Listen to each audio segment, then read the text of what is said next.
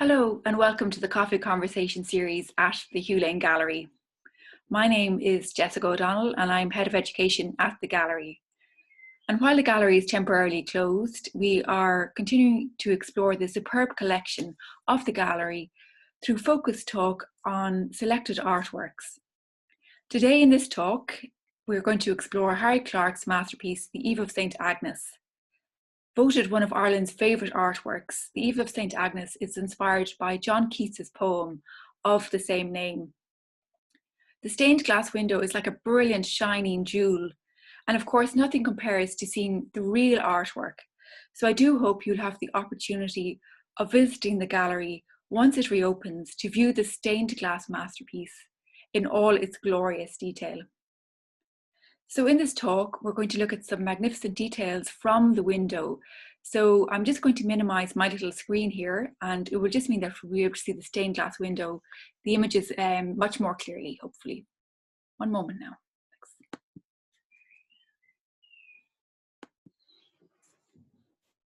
Harry Clarke received what has been described as one of the most splendid opportunities of his career when in April 1923, Harold Jacob asked him to design a stained glass window for the landing of his father's house, St. Michael's, on Aylesbury Road. In this talk, I will discuss some of the remarkable imagery used by Harry Clarke in the St. Agnes window by closely relating it to John Keats' poem. We will also look at how Clarke looked to many visual sources, including contemporary culture. We will find out more about Harold Jacob, the person who commissioned the window. And finally, I will discuss how the stained glass window entered a public collection and was therefore saved for the nation. Born in Dublin on the 17th of March, 1889, Harry Clarke is rightly regarded as one of Ireland's most brilliant artists of the 20th century. We are looking here at a wonderful drawing by Sean Keating of Harry Clarke, capturing the artist in a mood of thoughtful introspection. Harry Clarke's awareness of international developments in art puts him to the fore among Irish artists engaging with modernism, and his work continues to excite much admiration today. The son of Joshua Clarke, a stained glass maker and church decorator whose business in North Frederick Street he eventually took over, Harry Clarke excelled as a stained glass artist and book illustrator. The subject of the Eve of St. Agnes window is inspired by the English Romantic poet John Keats' celebrated poem, The Eve of St. Agnes, which was composed in 1819. And we see a wonderful portrait by John Severn of John Keats here from the National Portrait Gallery's collection in London. A legend had grown up that if on the 20th of January, the eve of the feast day of St. Agnes, maidens fasted and prayed and went to bed early in silence and without looking behind them, they would dream of their future love. Keats was greatly admired for his skill in turning words into pictures, and Harry Clarke not only responded to the vivid imagery in Keats's evocative poem, but greatly enriched it through his own immense visual imagination, brilliant draftsmanship, and superb technical skill. In Keats's poem, Madeline had been forbidden by her father, Lord Morris, to marry Porphyroy. Despite this, Porphyroy secretly enters the family's castle. And with the help of Madeline's nurse, old Angela, goes to find Madeline. As it is the eve of St. Agnes, Madeline had gone to bed, hoping to dream of her future husband. When Porphyroy's music wakes her, she is unsure whether she is dreaming or awake. Porphyroy reassures her, and they escape together, away across the moors. The stained glass window is read from left to right, we see here, beginning with the 7 panels on the left side of the window and continuing with the 7 panels on the right-hand side of the window. Above these panels are 2 lunettes corresponding with the openings in Jacob's house. Below the panels, the 14 panels, is a horizontal frieze showing characters from the poem, alongside which Clarke has painted a tiny self-portrait, which you can see here, looking out from the sidelines.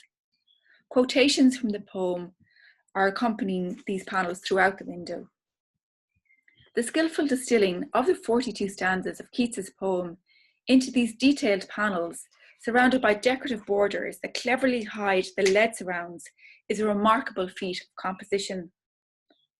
Keats's poem is rich in contrast, of whispered prayers and cacophonous barbarian hordes, of gentle music and garish trumpets, of cold ashes and exotic fragrances, of reality dream and fairy half-worlds, of truth and deception, and of life and death.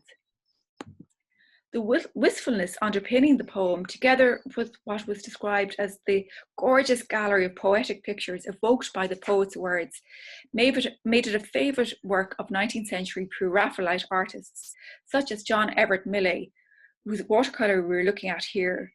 Here he shows Madeline in her bedchamber, bathed in this moonlight flowing in through the window.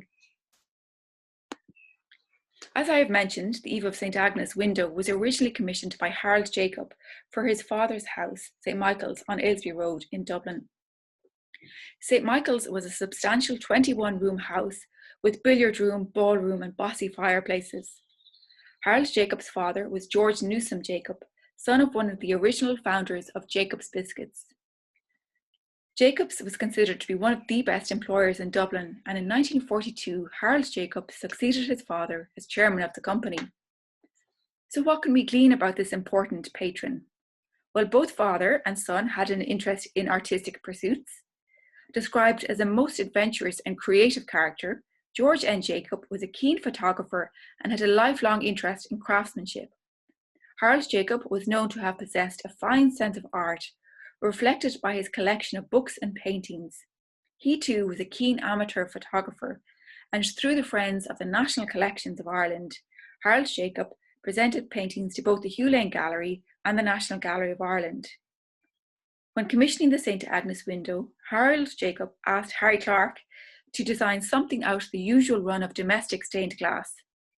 With the exception of An Túr, which was established by Edward Martin and Sarah Purser in 1903, and the Clarke Studios, most stained glass at that time, whether for ecclesiastical or domestic purposes, was mass-produced and imported.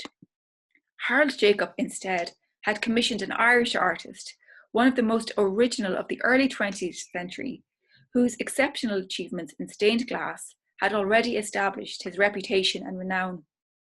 Not only was Clarke's ecclesiastical work increasingly in demand, but so too were his secular pieces, such as the stained glass panel The Song of the Mad Prince of 1917, now in the National Gallery of Ireland, as well as his much praised and sumptuous book illustrations, such as those we were looking at here, for Hans Christian Andersen's Fairytales, also in the National Gallery of Ireland.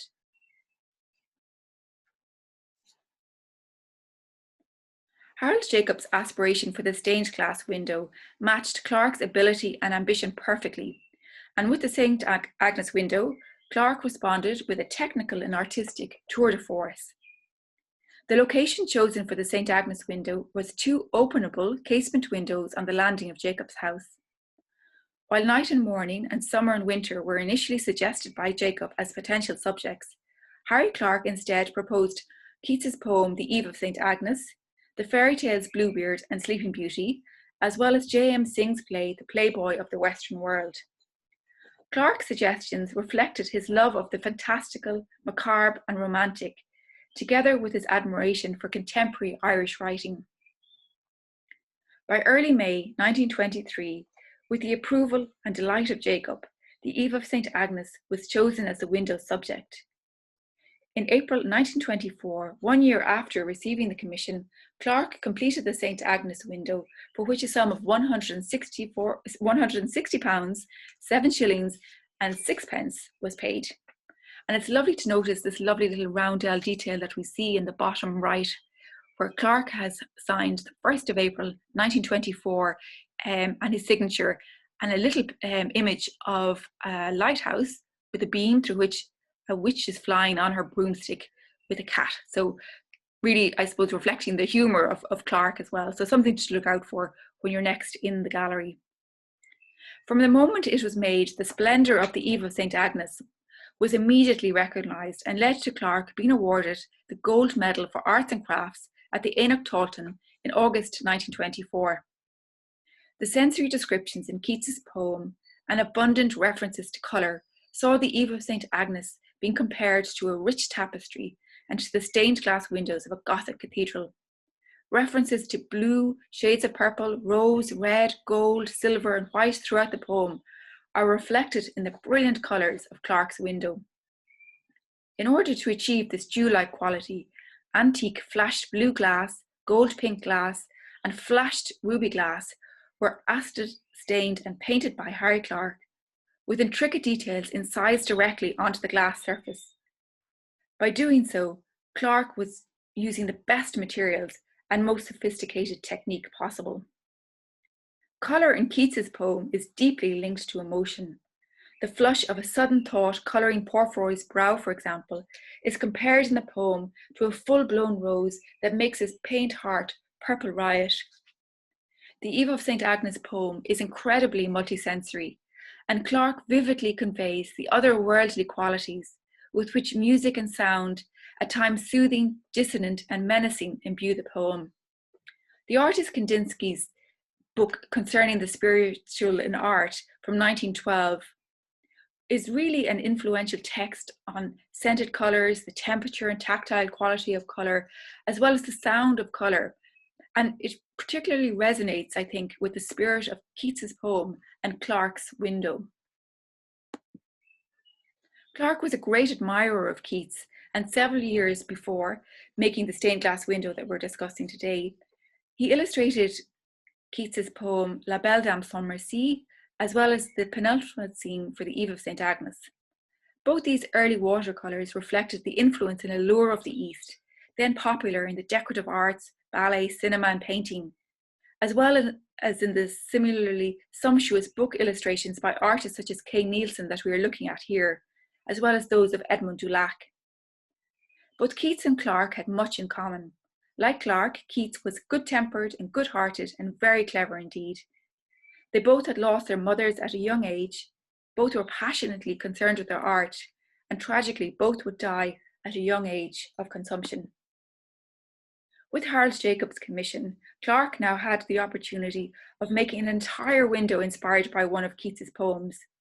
Beautiful preparatory drawings now in the Crawford Gallery reflect the artist's clarity of vision and precise working method, where each of the drawings closely corresponds with the delicate and intricate details etched and painted on glass. In the large preparatory drawing from the Hugh Lane Gallery's collection that we are looking at here, we can see fascinating glimpses of details for the left window panels being penciled in. Here we see the panels clearly laid out, the details of the decorative lead surrounds gradually taking shape, the gentle outline of figures, as well as the detailed self-portrait of the artist, which we can compare with the finished stained glass panel here on the right. And we see the little drawn self-portrait of Harry Clarke here, and the portrait of the artist, self-portrait here, included in the frieze.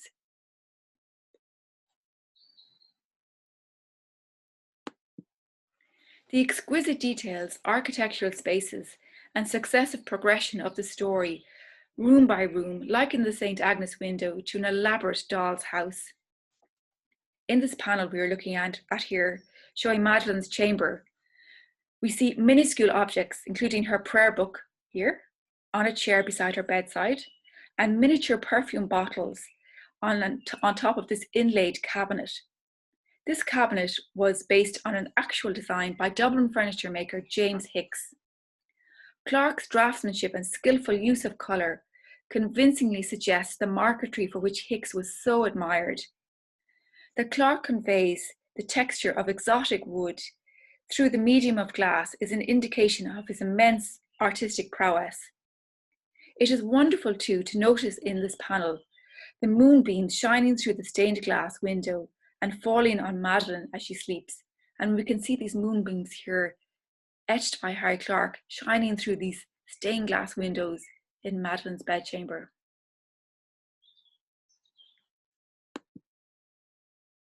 In both the poem and Clarke's window, the story begins in a draughty chapel where a beadsman, who we see here, is telling or counting his prayers on his rosary beads. It was the beadsman's role to constantly pray for his master or mistress. The wind-blown candles depicted in Clarke's chapel cleverly animate the window and suggest the movement of the cold night air. We can see them here. Keats's poem includes evocative descriptions of stained glass. During his visits to France, Clarke had marvelled at the medieval stained glass of Chartres Cathedral and Sainte-Chapelle. Reveling in his craft, there are wonderful depictions of stained glass within stained glass throughout the St. Agnes window, creating an illusion of depth in these imagined interior spaces. As we have seen here, not only is moonlight suggested by Clarke's acid-etched and painted lines, but light glows too from lanterns, from a single flame, from tapered candles, from starlight.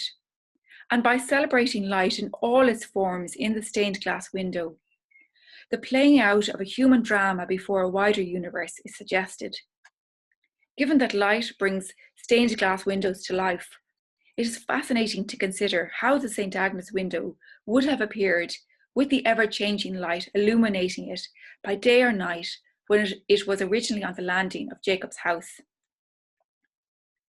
Moving to the next panel here, we notice how, while the beadsman prays all night among rough ashes, in the distance, silver snarling trumpets heralding 1,000 guests echo through the castle. The plumes and tiaras of Keats's poem have been transformed by Clarke into extravagant marine-inspired costumes with ornately coloured fish scales and seashell details. Seaweed-inspired headdresses wave and move as though viewed underwater.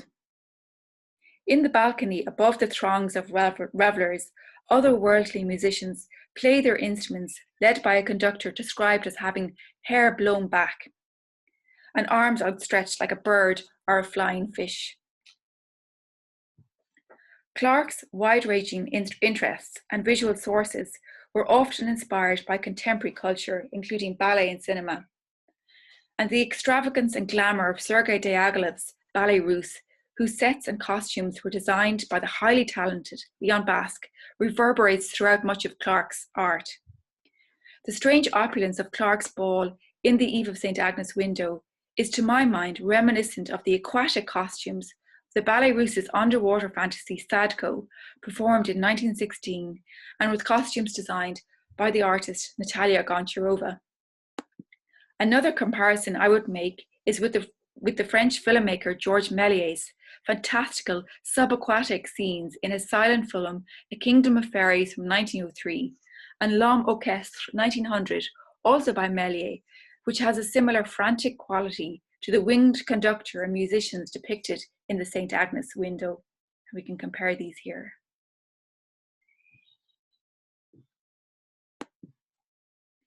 Marine creatures, flora and fauna drawn from nature were favourite motifs of Clarke's, and as we can see here in one of the lunettes, we see a jellyfish here and swirling fronds. The profusion of butterflies and flowers of the elaborate biscuit tins produced by W&R Jacobs around this time share an enduring Art Nouveau aesthetic. Perhaps inspired by his time spent painting with friends on Inisheer, Clarke's handkerchiefs for Sefton fabrics abound with butterflies, jellyfish, sea urchins, and sea anemones, and these creatures reappear in the decorative borders and 2 lunettes of the St. Agnes window. A delicately coloured preparatory watercolour of the window's left lunette, now in the Corning Museum of Glass in New York, was made by Clarke as an annotated guide for his valued studio assistant, Kathleen Quigley. The watercolour evokes the translucence and deftness of movement of dragonflies and jellyfish, as well as their carefree, self-possessed nature. However, rather than being purely decorative, the lunettes also resonate with the imagery of Keats's poem. Keats describes how the high-arched casement windows in Madeline's chamber were surrounded by carved images of fruits and flowers, while the rich and varied colours of her stained glass window are compared to a tiger moth's deep damasked wings. As Madeline slowly undresses, Keats describes how her rich attire creeps rustling to her knees, half hidden like a mermaid in seaweed. In Keats's poetry, the steady surface of water presented a threshold between real and ideal worlds. Clarke's inclusion of dragonflies suggests the transition between watery and earthly worlds. The winged creatures also resonate with the fairy realms reverberating throughout Keats's poetry and Harry Clarke's fertile imagination. It was traditionally believed that fairies slept under the petals of anemone flowers, and given that these wind-blown flowers were considered to represent anticipation, their presence in the lunettes chimes with one of the core sentiments of the poem.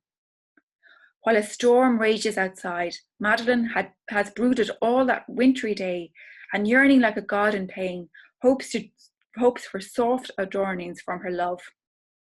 Throughout the Eve of St. Agnes poem, references to fairies evoke at times an uneasy, sinister atmosphere. The crowd of revellers, for example, are described as numerous as shadows haunting fairly and are hoodwinked with fairy fancy. In contrast, the Porphyry imagines the Madeline to be guarded by the legions of fairies that we see here pacing her bedspread. The garlanded fairies portrayed by Clarke in the window suggests the spirits of the air and visions wide described by Keats as surrounding Madeline. While the sound of elfin storm from fairyland lashing against the window pane will shield the lovers in their escape, in Keats's poetry, humans enter fairy realms at their peril. If we move to this panel now, we see that Madeline had gone to bed hoping to dream of her future love, but now the confusion between her dream of Porphyry and the reality of his actual presence in her bedchamber, together with old Angela's complicity in this deception, is bitterly regretted by Madeline. Clarke's depiction of Madeline, now a dove forlorn and lost with sick unpruned wing, looking dishevelled and dejected, sympathetically portrays her doleful situation. It is only with Porphyry's assurances that o'er the southern moors I have a home for thee, that together the couple begins to make their escape. Galvanized by Porphyry's words, the couple had raced down the wide staircase, past the fluttering tapestries, and we see in this panel here the moment of heightened tension when the door, slowly groaning on its hinges, wakes the bloodhound we see here. However, recognizing his kindly mistress, the couple are allowed to escape. Clarke's depiction of fabrics, shoes, and accessories, with all their luxurious detailing and hauteur that we see in these panels and throughout the window, chime perfectly with illustrations reproduced in contemporary fashion magazines. These included La Gazette du Bon Temps, Commodia Illustrée, and other leading publications. Here we see Porphyry, and his name, Porphyry, comes from the Greek word for purple, and to be born into the purple meant to come from a rich and privileged background. His graceful purple cloak, tartaned garments, jewels and insignia, as well as his fish gills shoes, all attest to his high-born rank and style. Clarke skillfully suggests movement by the angular, diagonal lines of Porphyry's fabrics and by his broad, confident strides.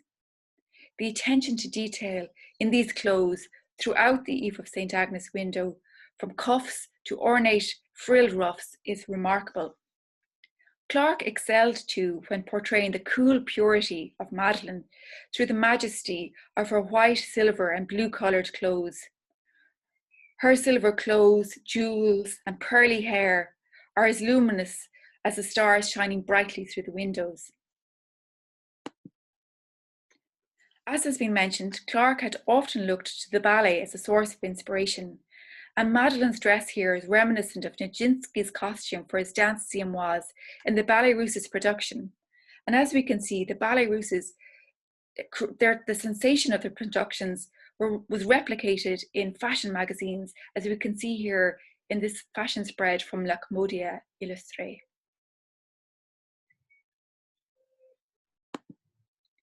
The regal courts of Siam are wonderfully suggested by Clarke in the Eve of St. Agnes, window by the pointed headdress and layered costume adorned with gold threads, silver and gems worn by Madeline.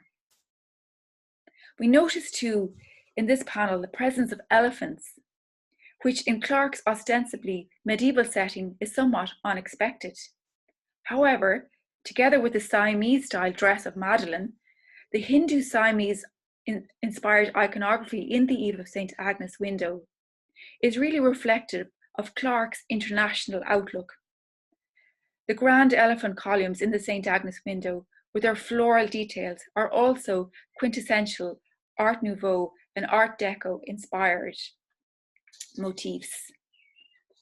These wonderfully stylized creatures carry the chorus bland mentioned in Keats's poem, but now depicted by Clarke as being led by a sitar-playing female figure in sheathed cloth and cross-legged pose. Clarke's imagery also ingeniously expresses the essence and atmosphere of the poem. The sumptuous delicacies that Porphyroid prepares in gold and silver dishes for Madeline imbues the poem with an Orientalism that reflects the spirit of Keats's age. Faraway places of ancient luxury are suggested in the poem by quince, syrups flavoured with cinnamon and spiced dainties, every one from silken Samarkand to cedared Lebanon. Their sweet fragrance fills the chilly room with perfume light. The St. Agnes window is bookended by religion. The beadsman that we saw praying in the chapel on the top left, and a roundel of a haloed St. Agnes on the bottom right. While St. Agnes is shown with her traditional attributes of a martyr's palm that we see here, and a lamb also here, and also being identified by the initials SA on the book that she holds, to most viewers, she is unrecognizable. Her representation as a sitting golden Buddha is a highly inventive transformation. Her pose and steady smiling gaze suggests enlightenment and compassion, albeit at a remove. The floating roundel and swirling fronds and blue background emphasizes her transcendental state. According to his son, Clarke's Jesuit education led to his having a comforting picture of the glories of salvation, joined inevitably to a fascination with the terror of damnation. He was never a devout Catholic, but did not decry it in others. The deeper mysteries filled him with awe. Certainly, the Jesuit emphasis on engaging all of the senses when praying echoes the sensory encounters reverberating throughout the St. Agnes poem and window. Given that the St. Agnes window was inspired by a secular poem and made for a domestic setting rather than for an ecclesiastical context, allowed for a greater freedom. The auction catalogue for Harold Jacobs' house lists a bronze Buddha which demonstrates an interest by him in the Far East. Through their export business, Harold Jacob and the Jacobs Biscuits had extensive contact with Asian countries, then part of the British Empire. The photograph we were looking at now from the Dublin City Library and Archives of a Jacobs truck loaded with goods bound for Singapore, Madras, Penang, Calcutta and elsewhere reveals the extent of the business's connection with these far-off places. Two visual sources could, to my mind, have inspired Harry Clarke's distinctive iconography for St. Agnes as a Buddha figure. The first is a photograph of the Lotus Goddess from the Ballet Russ's production, The Blue God, from 1912, the costumes for which were inspired by Cambodian ballet. In March 1913, the Illustrated London News reproduced a photograph of Lydia Neladova as the goddess in this production.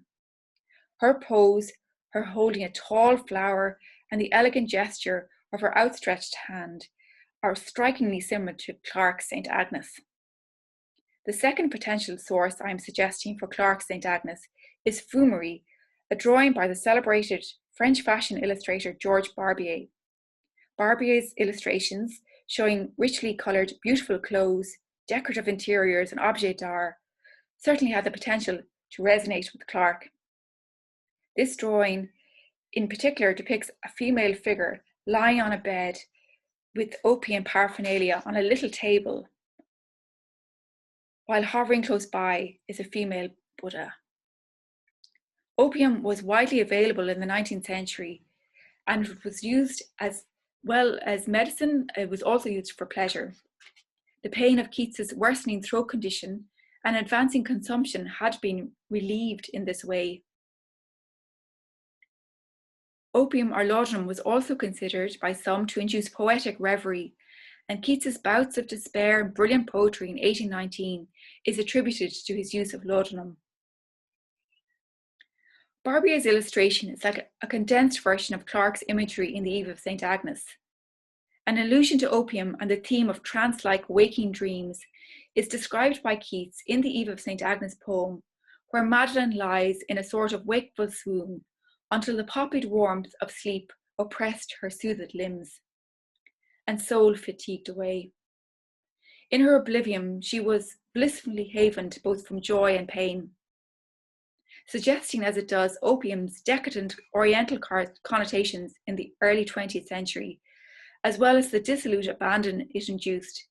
Barbier's drawing echoes imagery existing in Keats's poem, to which Clarke's sensibility would have been attuned.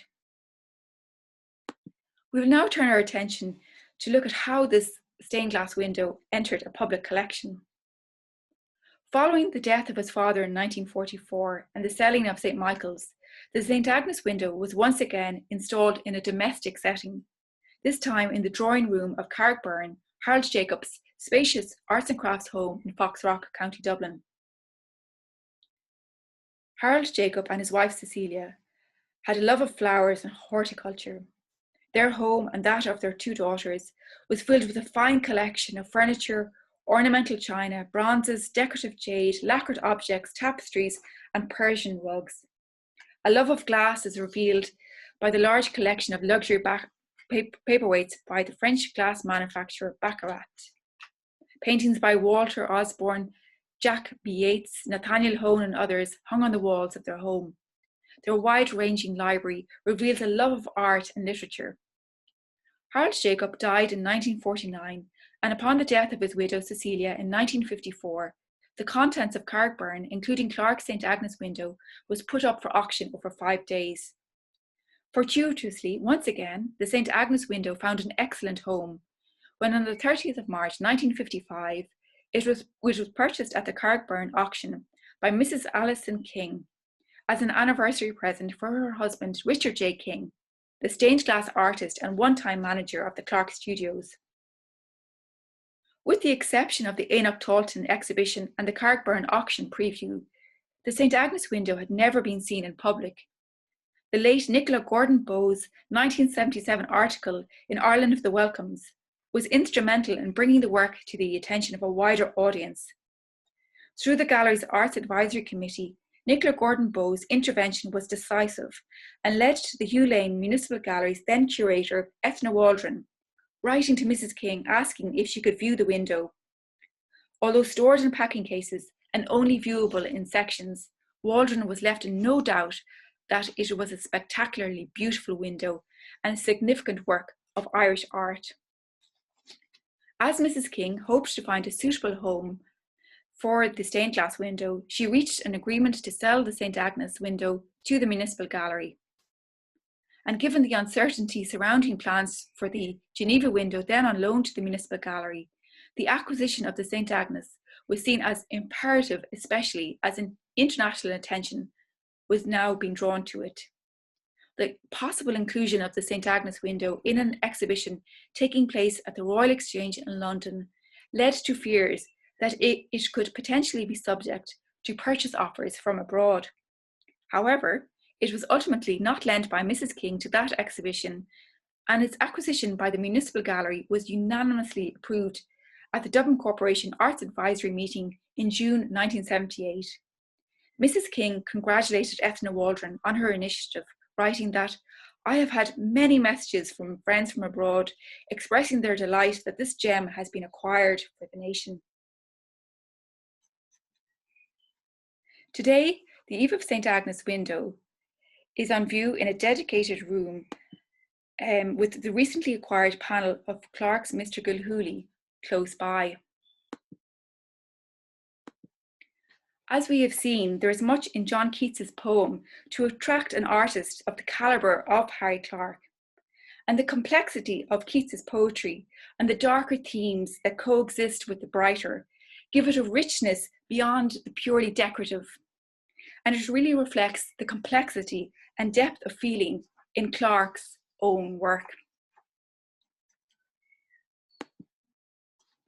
In conclusion, I hope you enjoy this talk, which stems from published research that I undertook, and that's included in the book Harry Clarke and Artistic Visions of the New Irish State.